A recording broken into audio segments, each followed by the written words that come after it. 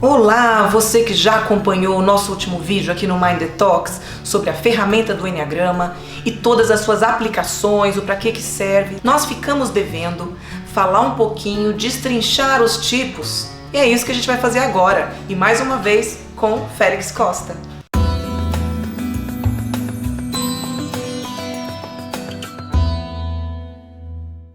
O Félix me ensinou, e eu achei extremamente didático, que para a gente entender esses 9 tipos, antes de mais nada, a gente entende os nossos centros de inteligência, que são 3, onde cada um dos 3 dos 9, um pouco de matemática aqui, estão inseridos nesses centros de inteligência.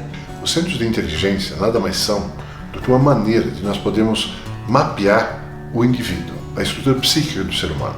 Porque, de fato, nós pensamos, nós agimos, nós sentimos, tudo isso faz parte do ser humano.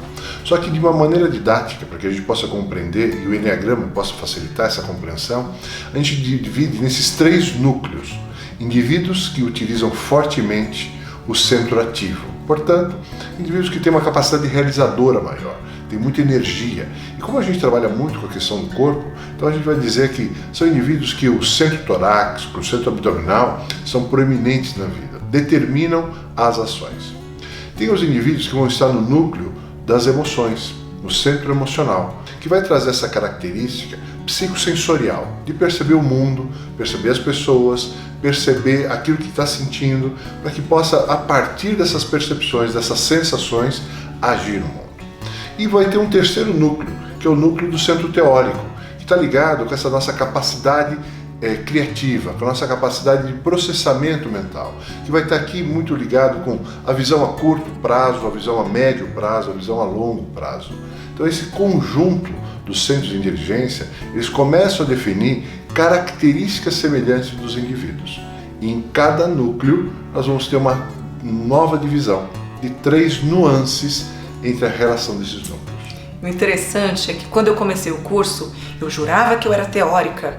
E aí a gente vai aprofundando mais, entendendo o que me move, a emoção que estava sempre presente em tudo que eu escolhia na minha vida, e eu descobri que eu era totalmente emocional. É claro que a gente tem os 3, assim como a gente tem os 9, as 9 emoções, mas a gente tem aquela que é mais dominante na nossa vida, também os centros de inteligência nós temos todos, mas tem esse que é dominante na nossa vida. E é muito legal o que você está falando, porque os centros de inteligência, como nós temos todos os centros de inteligência, nós somos muito completos, o ser humano é inteligente nesse sentido, mas um deles sempre é um pouquinho mais presente, é o que a gente chama de centro predominante.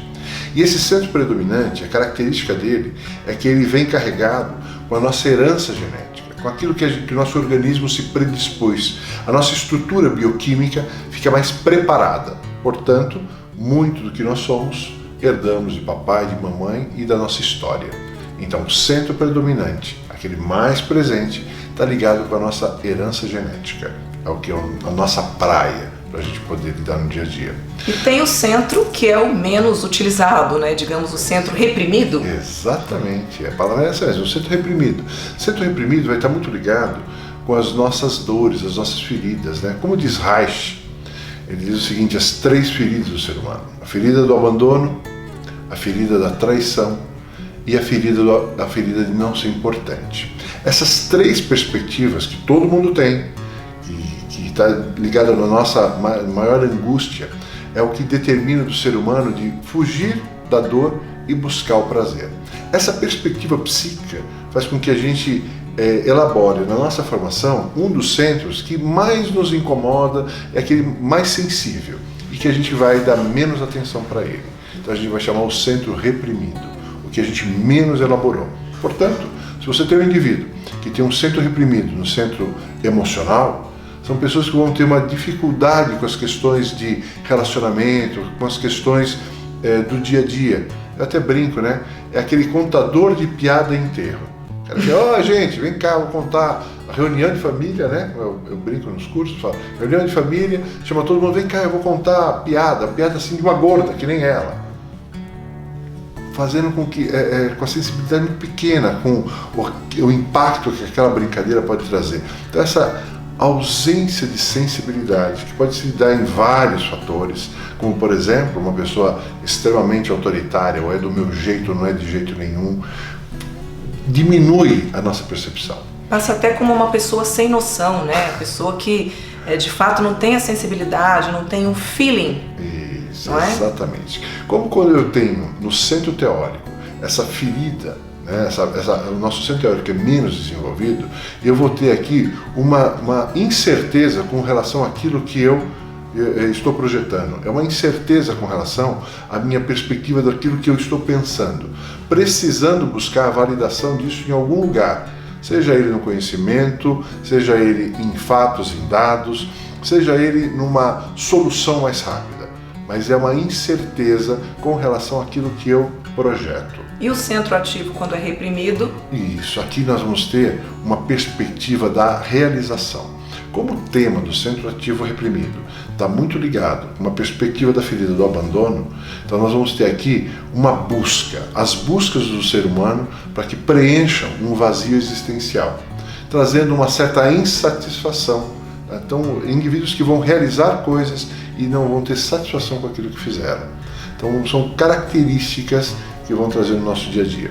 Como a gente falou, existe um centro predominante, existe um centro que é reprimido, tem um que fica no intermediário. E este centro intermediário, ele vai dar sustentação para o centro predominante. Portanto, se eu tenho uma característica predominante de uma pessoa mais teórica, portanto, uma grande capacidade criativa, inovadora, com uma visão das coisas que eu quero fazer, e eu tenho um centro de apoio que é mais realizador, então muita energia, mais ação, eu vou ter um indivíduo aqui que age em direção daquilo que pensa, que vai estar fazendo coisas, vai estar com ideias e vai estar com projetos, um empreendedor com baixa conexão emocional, reprimido. Essa é a ideia do processo. E é muito interessante, porque é a partir daí que a gente começa a querer se enquadrar depois em algum dos outros tipos, que na verdade vão ser os próximos vídeos. A gente vai estar aqui falando do tipo 1, do 2, do 3, de todos os 9 tipos. Então não perca, o próximo vídeo para vocês é o tipo 2, que agora a gente vai começar a destrinchar o emocional. Para quem não assinou o canal ainda, assinem para receber de antemão todos os vídeos sobre o Enneagrama, sobre as nossas emoções, as nossas feridas, para que isso possa fazer mais sentido na sua vida e quem sabe futuramente fazendo o curso, entendendo mais, autoconhecimento nunca é demais, até porque a gente está sempre se transformando. Esse foi o Mind Detox, ampliar a sua mente, trazendo a você mais saúde.